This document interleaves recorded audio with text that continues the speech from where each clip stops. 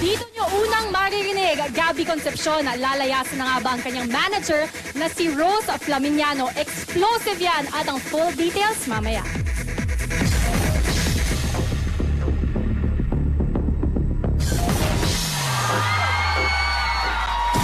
Good afternoon, everyone. Good afternoon, ladies. Good afternoon. Hi! Good afternoon, Bianca. Good afternoon, Mariel. Good afternoon. Grabe. Okay, first of all, syempre gusto kong i-congratulate kayong dalawa dahil online ito po from Meg, yung magazine. Not our clothing brand, the magazine, okay? From Meg, as the online voting for the Meg Teen Choice Awards 2008 officially closed, we are happy to announce the most popular, most influential, and most inspiring role models of this generation. Yes, with an overwhelming total of 10 million plus votes, our teens of today made their choices.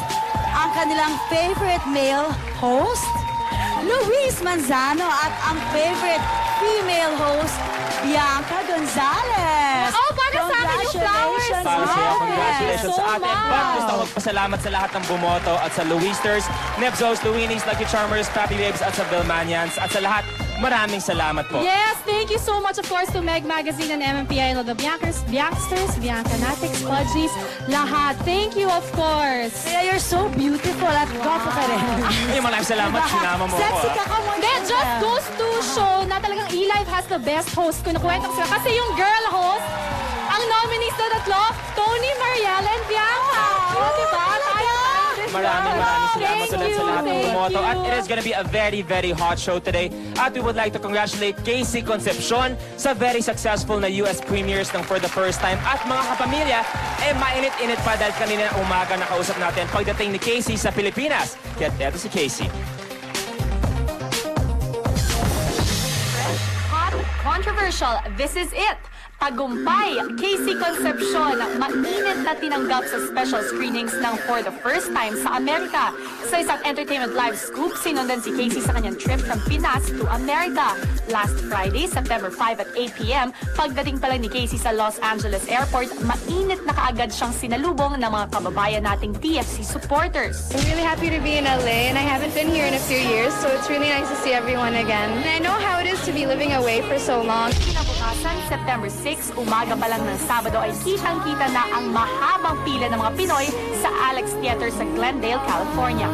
More than 1,000 ang nasa loob ng Alex Theater. At bago magsimula ang movie, sinurprise ni Casey ang mga kababayan natin sa paglabas niya on stage.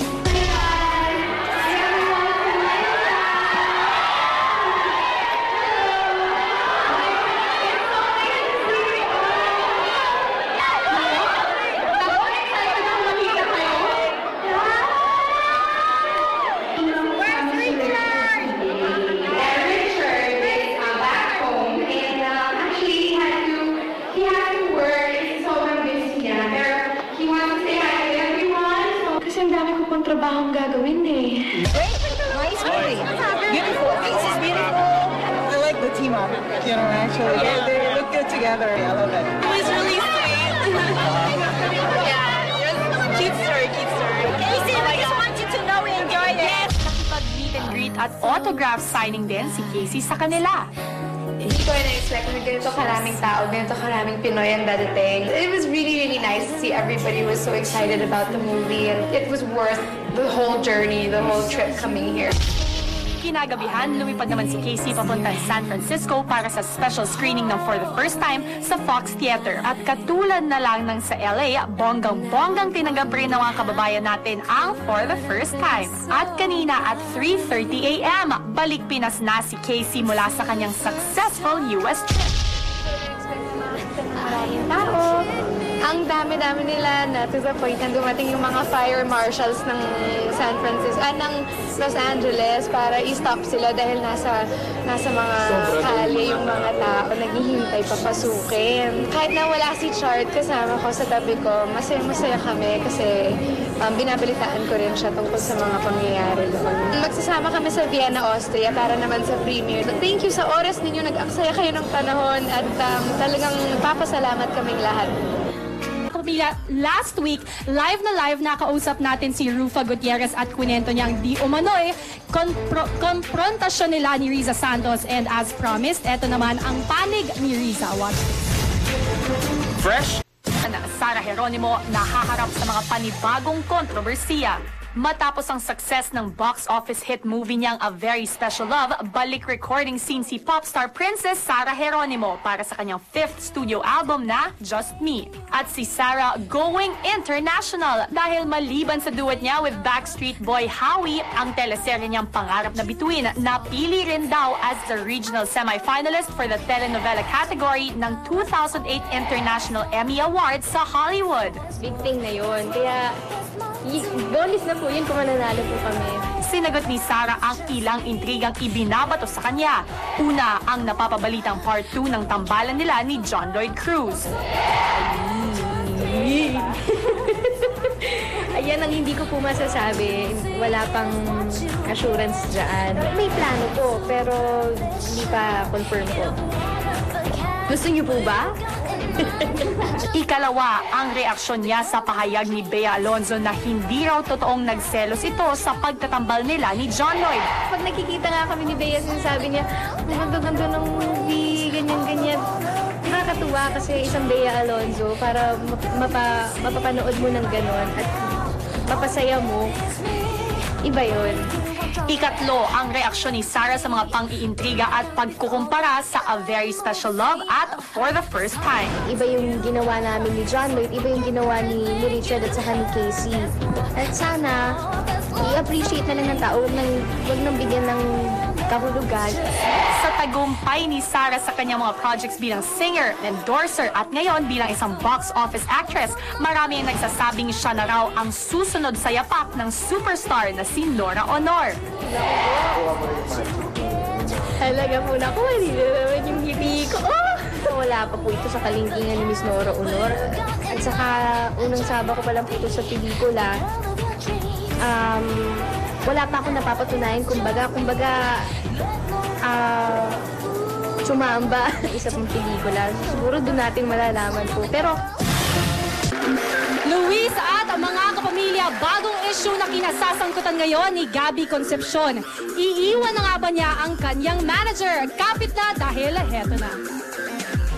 Fresh, hot, controversial. This is it. Banggaan. Gabby Concepcion may pasabog laban sa manager niyang si Rose Flaminiano. September 9, 2008, isang sulat ang ipinadala ng abogado ni Gabby Concepcion sa business manager nitong si Mrs. Rose Flaminiano. Sa nasabing sulat, inisa-isa ng abogado ni Gabby na si Attorney Raymond Fortun ang mga reklamo at hinaing ni Gabby laban sa kanyang manager. Una na rito, ang date na nakalagay sa management contract na pinirmahan ni Gabby noong January 2008 sa San Ramon, California. Na-shock daw ang aktor nang makuha niya ang kopya nito kamakailan. Handwritten ang date at ang nakalagay, April 1, 2008. May additional na typewritten intercalation di umano sa huling bahagi ng kontrata para palabasin na si Gabby ay humarap sa Notary Public sa Pilipinas at nag-attest sa nasabing contract.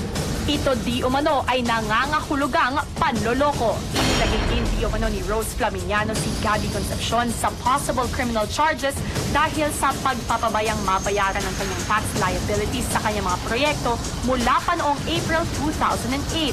Napag-alaman ni Gabby na hindi na isubmit ang kanyang PIN sa BIR at wala din siyang alien employment certificate sa Bureau of Immigration. Sa kabila ng kapabayaan, pinagbantaan pa raw ni Rose Flaminiano si Gabby na i-report niyang aktor sa BIR kapag sinubukang i-terminate ang management agreement. Ito di umano ay malinaw na breach of contractual commitment. Wala raw written authorization of full disclosure, proper coordination at may intensyong manloko si Mommy Rose sa mga shows na pinapagawa niya sa aktor. Isa na rito ang show ni Gabby sa Pagcor na nagkakahalaga ng 125,000 pesos. Pero nang makakuha si Gabby ng dokumento, lumalabas mataas na 150,000 ang kanyang talent fee. Ang komisyon at omisyon, kawalan ng transparency at ang mismanagement ng financial at employment concerns di umano ni Mrs. Rose Flaminiano ang nagtulak sa aktor na humingi ng tulong kay Attorney Fortuna. At dahil sa mga nabanggit na dahilan, pinapa-terminate na ni Gabby Concepcion ang kanilang management contract effective immediately in accordance with Article 1191 of the Civil Code. May karapatan di umano si Gabby na mag-claim para sa mga damages sa lahat ng transaksyon naganap. At kung igigiit di umano ni Rose Flaminiano ang nasabing management agreement, sa kabila ng mga paglabag dito, nakahanda si Gabby na magsampa ng civil at criminal charges laban kay Mrs. Rose Flaminiano. Kagabi, nagsalita na rin si Gabby tungkol sa issue. Hindi naman natin gusto ang mga bagay na nangyayari, pero pag nangyayari yun, we just need to be there to face it. Hindi ako naghahanap ng kaaway, mga kaibigan ang hinahanap ko. Nandito ako para ayusin ang mga pagkakamali. Ang buhay ko ay bukas ang puso ko, bukas ang libro ko. Pag may mali, pag tama. For as long as we speak the truth, I don't think we can go wrong. Bukas ang Entertainment Live para sa panig ni Mrs. Rose Flaminiano kaugnay ng malaking issue na ito.